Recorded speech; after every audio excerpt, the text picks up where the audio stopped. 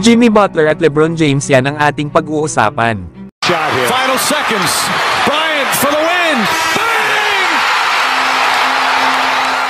Naku, Jimmy Butler balak nang iwan ang kupunan ng Miami Heat next season. Lalo at meron na nga itong kupunan na nakikita para kanyang malipatan. At ito nga ay ang kupunan ng Brooklyn Nets. Na kung matatandaan nga mga idol ay hindi nagkasundo si Jimmy Butler at ang Miami Heat sa mga terms ng contract extension. Pero kahit na magkaganon pa man ay maglalaro pa rin siya sa paparating na season sa Miami Heat. Kaya kung magagawa ni Jimmy Butler na madala muli ang Miami Heat sa finals at manalo pa sila dito ng isang championship, ay panigurado na susubukan ng Miami na ibalik ito sa kanilang kupunan. Na kung saan ay sa 2025-26 season ay may player option si Jimmy Butler sa kanyang huling kontrata.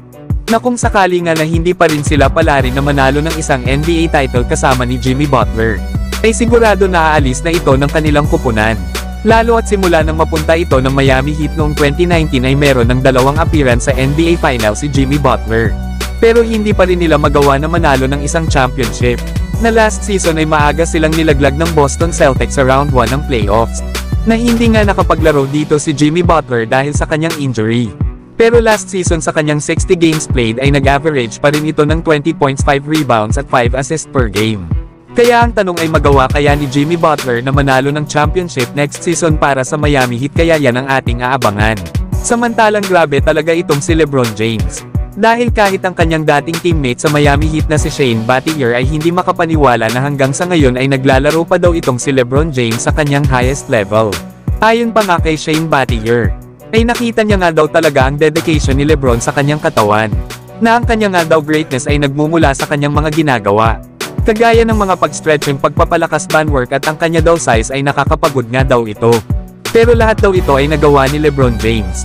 Gusto pa nga daw ni Shane Battier na magbuhat pa si LeBron ng kaunti pang bigat. Lalo at ang kanya nga daw commitment at kalakasan sa pagpapakondisyon ay ang naghihiwalay sa ibang mga players. Kaya hindi na daw mabibigla si Shane Battier kung makikita niya ang 40 years old na si LeBron na naglalaro pa rin sa kanyang highest level next season. Lalo at mas mahusay nga daw itong player kesa sa nakakarami. Yan nga mga idol ang mga sinabi ni Shane Battier para dito kay LeBron James. Na next season ay papasok na ito sa kanyang year 22 sa NBA. Na last season naman ay nag-a-average pa rin si LeBron ng 25.7 rebounds at 8 assists per game. Bagamat hindi na nga ganon kalakas si LeBron kagaya noong bata-bata pa ito. Pero sa kanyang ipinapakitang performance sa Los Angeles Lakers, ay masasabi talaga na parang hindi gaano humihina ang isang 4-time NBA champion na si LeBron James. At siya pa nga lang mga idol ang nakakagawa nito sa liga ng NBA, na para pa nga kay Terrence Ross na isang dating NBA player. Naniniwala nga ito na ang longevity ni LeBron sa paglalaro sa NBA sa kanyang ika-22 seasons na parang prime LeBron James pa rin ang ating nakikita. Ay maaari nga daw itong tawagin na siya ang GOAT ng NBA. Consistent daw kasi ang performance ni LBJ sa loob ng mahigit sa 2 dekada. At bawat taon nga daw ay halos nasa kalakasan niya nga daw ito ng kanyang paglalaro. Kaya ito daw ang nakakabilib kay LeBron James.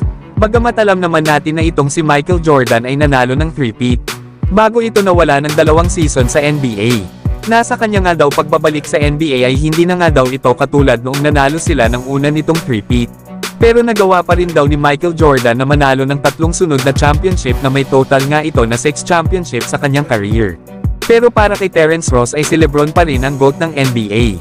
Dahil na nga rin daw ito sa kanyang longevity at consistent na performance sa bawat taon nito sa NBA sa makalipas na 21 seasons. Na hindi nga daw ito kayang gawin ni Michael Jordan noong ito ay naglalaro pa sa NBA. Pero kayo ba mga idol? Ano ang masasabi nyo dito?